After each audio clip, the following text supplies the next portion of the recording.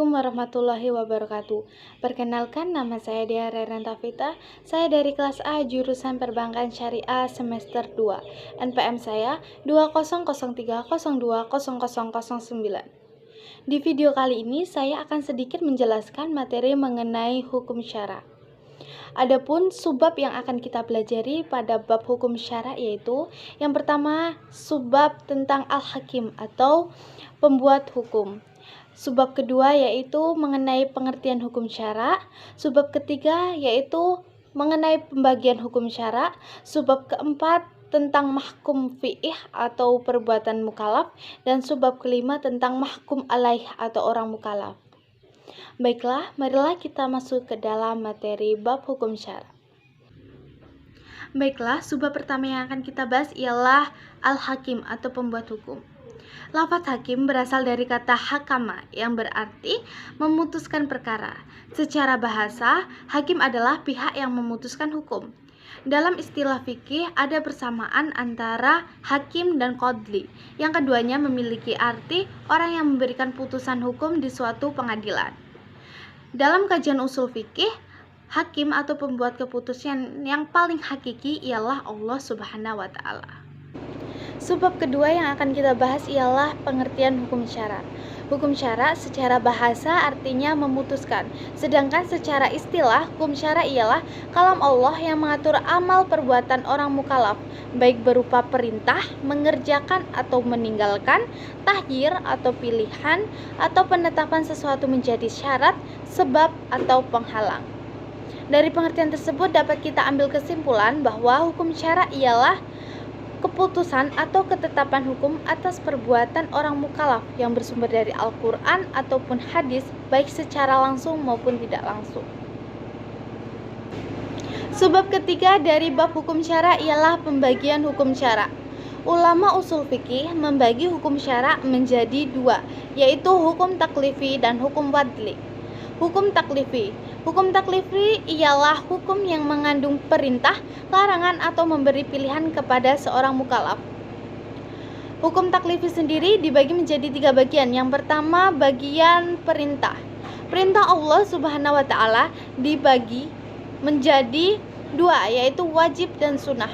Wajib ialah secara bahasa berarti tetap atau pasti. Sedangkan secara istilah, wajib ialah sesuatu yang diperintahkan oleh Allah dan Rasulullah untuk dilaksanakan oleh seorang mukallaf. Apabila seorang mukallaf itu melakukannya, maka akan mendapatkan pahala, dan apabila meninggalkannya, maka akan mendapatkan dosa. Secara garis besar, wajib dibedakan menjadi 3 kelompok. Kelompok pertama yaitu dari sisi pembebanannya, yang terdiri dari wajib ain dan wajib kifayah. Wajib ain ialah kewajiban yang harus dilaksanakan oleh seorang mukallaf tanpa kecuali. Kewajiban ini harus dilaksanakan sendiri dan tidak bisa diwakilkan. Contohnya seperti sholat. Sedangkan wajib kifayah ialah kewajiban yang dibebankan kepada seluruh mukallaf dan dapat gugur manakala telah dilaksanakan oleh sebagian dari mukallaf. Contohnya seperti sholat jenazah. Kelompok kedua dari wajib yaitu berdasarkan sisi kandungan perintah, yang terdiri dari wajib muayyan dan wajib mukhayyar. Wajib muayyan ialah suatu kewajiban yang telah ditentukan dan tidak ada pilihan bagi mukallaf. Contohnya seperti puasa di bulan Ramadan. Sedangkan wajib mukhayyar ialah kewajiban yang boleh dipilih oleh mukallaf atas beberapa alternatif. Contohnya membayar kifarat denda bagi seorang yang melanggar sumpahnya. Ada 3 cara yang dapat ditempuh untuk membayar kifarat atau denda bagi seorang yang melanggar sumpahnya. Yang pertama yaitu dengan cara memberi makan 10 fakir miskin, kedua dengan memberi pakaian kepada fakir miskin, dan yang ketiga dengan memerdekakan budak. Kelompok ketiga dari wajib yaitu berdasarkan sisi waktu pelaksanaannya, terdiri dari wajib mutlak dan wajib muakkad. Wajib mutlak ialah kewajiban yang waktu pelaksanaannya tidak dibatasi oleh waktu. Contohnya yaitu mengqadha puasa Ramadan. Sedangkan wajib muakkad ialah Kewajiban yang waktu pelaksanaannya dibatasi, contohnya seperti sholat 5 waktu. Sunnah. Hukum sunnah merupakan sesuatu yang dianjurkan. Sunnah sendiri menurut istilah yaitu suatu perbuatan yang dianjurkan oleh Allah dan Rasulullah. Jika dilaksanakan maka akan mendapatkan pahala, dan apabila ditinggalkan maka tidak berdosa. Sunnah dibagi menjadi 3. Yang pertama sunnah muakkad. Sunnah muakkad adalah sunnah yang sangat dianjurkan, sebab sunnah ini selalu dilakukan oleh Nabi Muhammad SAW dan sangat jarang ditinggalkan. Contohnya sholat sunnah sebelum fajar. Yang kedua ada sunnah khairu muakkad. Sunnah khairu muakkad ialah sunnah yang biasa dianjurkan, sebab sunnah ini biasa dilakukan oleh Nabi Muhammad SAW, namun terkadang ditinggalkan. Misalnya yaitu memberikan sedekah kepada orang yang tidak dalam keadaan mendesak. Sunnah yang ketiga yaitu sunnah zawaid. Sunnah zawaid ialah sunnah yang biasa dilakukan oleh Nabi Muhammad SAW sebagai seorang manusia biasa, seperti adab kebiasaan Nabi Muhammad SAW dalam hal makan, minum, berpakaian, dan lain-lain. Bagian kedua dari hukum taklifi yaitu tentang larangan. Larangan dibagi menjadi 2, yaitu haram dan makruh. Haram secara bahasa adalah sesuatu yang dilarang untuk mengerjakannya. Sedangkan menurut istilah yaitu sesuatu yang dilarang oleh Allah dan Rasulullah, di mana orang yang melanggarnya akan berdosa dan durhaka, sementara orang yang meninggalkannya dengan niat untuk menaati perintah Allah maka akan mendapatkan pahala. Ulama usul fikih sendiri membagi haram ke dalam 2 bagian. Yang pertama yaitu haram lizatihi. Haram lizatihi yaitu sesuatu yang diharamkan oleh syariat Islam karena esensinya yang mengandung kerusakan dan bahaya bagi kehidupan manusia. Contohnya ialah berzina. Yang kedua yaitu haram li khairihi. Haram li khairihi ialah sesuatu yang diharamkan oleh syariat bukan karena esensinya, tetapi karena membawa kepada esensi haram. Contohnya seperti jual beli pada saat azan Jumat dan bermain-main di tempat maksiat. Makruh secara bahasa berarti sesuatu yang dibenci, sedangkan menurut istilah ialah sesuatu yang dianjurkan oleh syariat untuk meninggalkannya, dan apabila ditinggalkan maka akan terpuji, tetapi apabila dikerjakan maka tidak akan berdosa. Contohnya ialah berkumur pada bulan Ramadan. Bagian ketiga dari hukum taklifi yaitu pilihan, yang terdiri dari boleh mengerjakan dan boleh meninggalkan, atau yang sering kita sebut dengan mubah. Mubah secara bahasa berarti sesuatu yang diperbolehkan, sedangkan secara istilah ialah sesuatu yang diberikan pilihan oleh syariat apakah akan melakukan atau tidak melakukan, dan tidak ada hubungannya dengan dosa. Contohnya ialah makan. Hukum wadli. Hukum wadli adalah ketentuan syariat dalam bentuk menetapkan sesuatu sebagai sebab, syarat, atau sebagai mani atau penghalang. Hukum wadli sendiri dibagi menjadi 3. Yang pertama yaitu sebab. Sebab ialah sesuatu yang dijadikan oleh syariat sebagai tanda bagi adanya hukum, dan tidak adanya sebab sebagai tanda tidak adanya hukum. Contohnya ialah tergelincirnya matahari menjadi sebab datangnya waktu zuhur. Sebab sendiri dibagi menjadi 2 macam, yaitu sebab yang berada dalam jangkauan mukallaf dan sebab yang tidak ada pada jangkauan mukallaf. Yang kedua yaitu syarat. Syarat adalah sesuatu yang tergantung kepada adanya sesuatu yang lain dan berada di luar sesuatu itu. Contohnya ialah wudhu sebagai syarat sahnya sholat. Syarat sendiri dibagi menjadi 2 macam, yaitu syarat syar'i, syarat yang ditetapkan oleh syariat, dan syarat ja'li, syarat yang ditetapkan oleh mukallaf. Yang ketiga yaitu mani.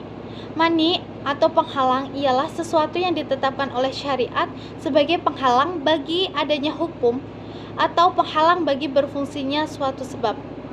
Contohnya ialah haid sebagai mani atau penghalangnya seorang wanita mukallaf dalam melakukan sholat. Mani sendiri dibagi menjadi 2 macam, yaitu mani sebab dan mani hukum syara. Subbab keempat dari bab hukum syara ialah mahkum fi'ih atau perbuatan mukallaf. Mahkum fi'ih berarti perbuatan orang mukallaf. Perbuatan tersebut merupakan objek dari hukum fikih. Adapun syarat perbuatan mukallaf ialah yang pertama, perbuatan tersebut diketahui oleh mukallaf. Misalnya, kewajiban sholat subuh diketahui oleh mukallaf.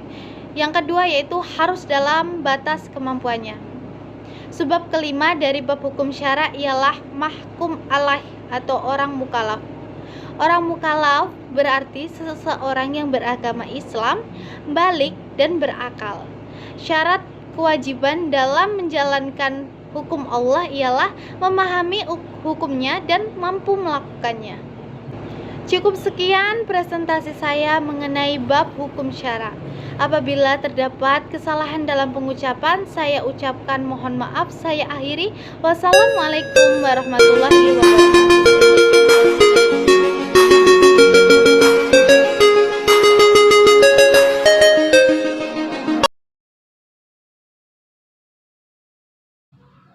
Assalamualaikum warahmatullahi wabarakatuh. Halo semuanya, apa kabar? Saya harap kabar Anda baik-baik di sana. Izin memperkenalkan diri. Perkenalkan, nama saya Dea Reren Rafita. Saya dari Prodi Perbankan Syariah Fakultas Ekonomi dan Bisnis Islam dari Institut Agama Islam Negeri Metro atau IAIN Metro. Bagi adik-adik yang baru lulus SMA atau SMK atau sederajat yang ingin melanjutkan pendidikan ke perguruan tinggi tapi masih bingung perguruan tinggi mana yang akan Anda pilih, maka saya sarankan untuk memilih IAIN Metro. IAIN Metro memiliki 4 fakultas yang dapat Anda pilih. Yang pertama yaitu Fakultas Ekonomi dan Bisnis Islam. Adapun prodi-prodinya yaitu yang kedua yaitu Fakultas Tarbiyah dan Ilmu Keguruan. Adapun prodi-prodinya yaitu yang ketiga yaitu Fakultas Syariah. Adapun prodi-prodinya yaitu dan fakultas yang keempat atau yang terakhir yaitu Fakultas Usuluddin, Adab dan Dakwah. Adapun prodi-prodinya yaitu dan bagi mahasiswa yang ingin melanjutkan pendidikan ke S2 tapi masih bingung perguruan tinggi mana yang akan Anda ambil, IAIN Metro juga jawabannya. Karena IAIN Metro juga membuka pendidikan pascasarjana, yaitu untuk pendidikan agama Islam, pendidikan bahasa Arab, ekonomi, dan hukum keluarga. Sekedar informasi, IAIN Metro merupakan perguruan tinggi yang terkenal dengan biaya UKT yang terjangkau, tetapi menghasilkan mahasiswa yang berkualitas baik dalam bidang pendidikan maupun agama. Selain dari biaya UKT yang terjangkau, biaya siswa di IAIN Metro juga banyak.